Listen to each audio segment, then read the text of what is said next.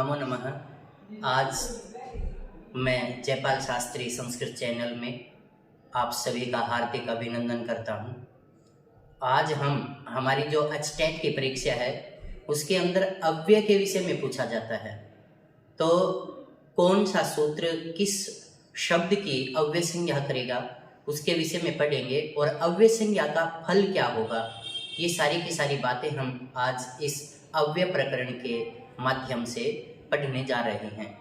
आप हमारे चैनल को लाइक और सब्सक्राइब जरूर करें। जिस अव्यय प्रकरणम, अव्यय ये जो प्रकरण है इससे हमारे जो एचटेट की परीक्षा है उसमें कोई ना कोई एक प्रश्न पूछा जाता है।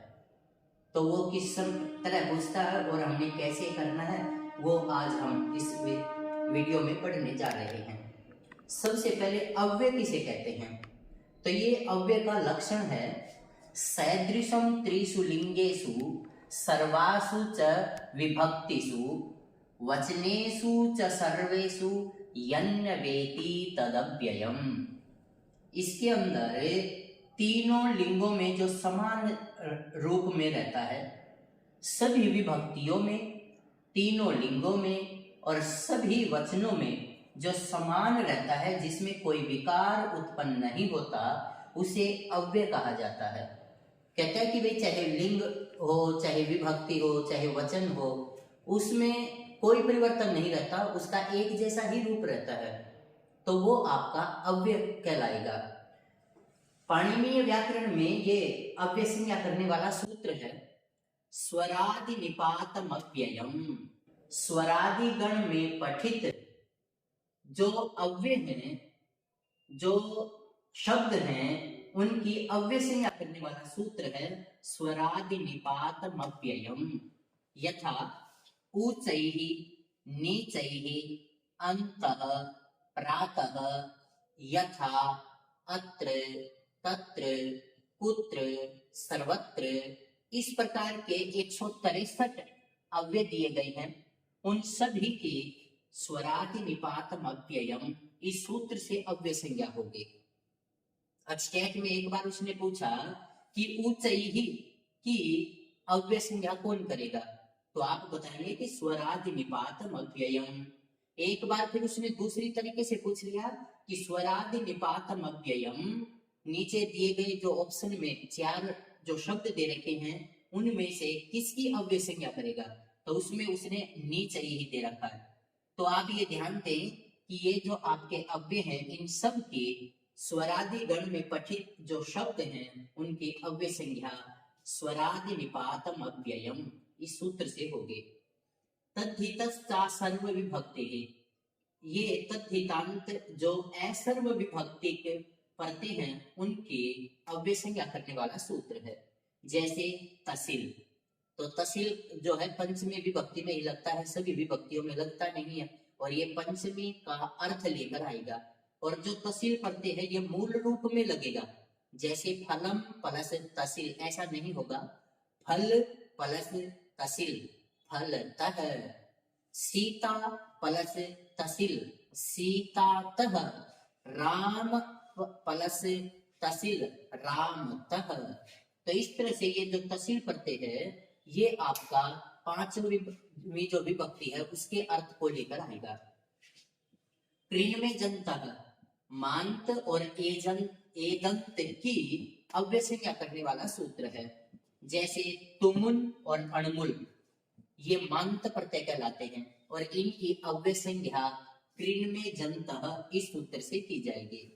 जैसे जो तुमुन है इसका पठितुम, यदि आपके पेपर में दे दिया जाए कि पठितुम की अव्यय संज्ञा कौन करेगा, तो आप बताएंगे क्रीन में जनतः ये सूत्र अव्यय संज्ञा करेगा।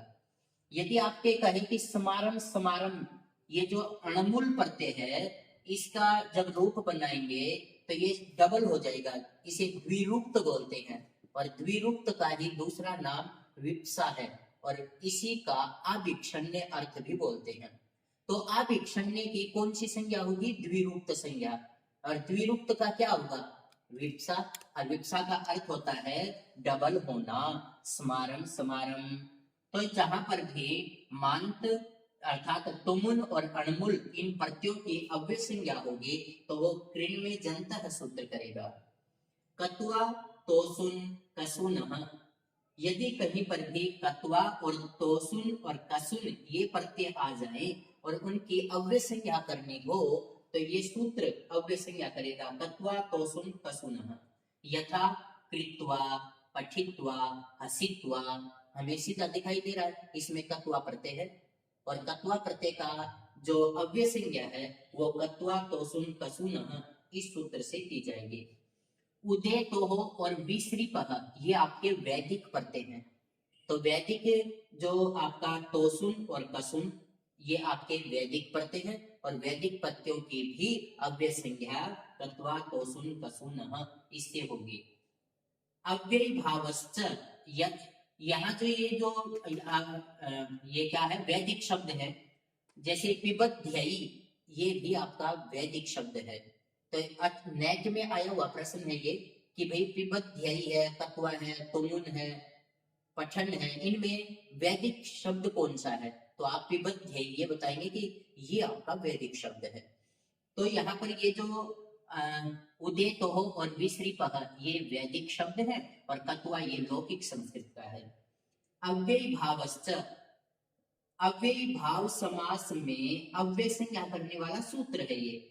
जैसे अधिहरि, यहाँ पर हरि अधिहरि प्लस सु लेकर के आएंगे तो यहाँ पर इस सूत्र से अव्यय संज्ञा कर देंगे और अव्यय संज्ञा होने पर सु की जैसे ही अव्यय संज्ञा होगी तो इसका लोप हो जाएगा। हमने यहाँ पर स्वरादि निपातम अव्ययम तद्धितश्च सर्व विभक्ति कृण में जन्तः कत्वा तोसुन कसुनः अव्यय भावश्च, ये 5 जो सूत्र हैं ये अव्यय संज्ञा करने वाले सूत्र हैं। आप किसी भी सूत्र से अव्यय संज्ञा करें, अव्यादाप सुपः ये सुप का लोप कर देगा। इनमें से किसी भी सूत्र से अव्यय संज्ञा करें, आप जब अधिहरि प्लस सु लेके आएंगे तो अव्यादाप सुपः से सु का लोप हो जाएगा। तो ये अव्यय संज्ञा होने पर सुप का लोप करने वाला सूत्र है। तो ये आपका अव्यय प्रकरण था और इसका लक्षण हमने पहले भी देखा था।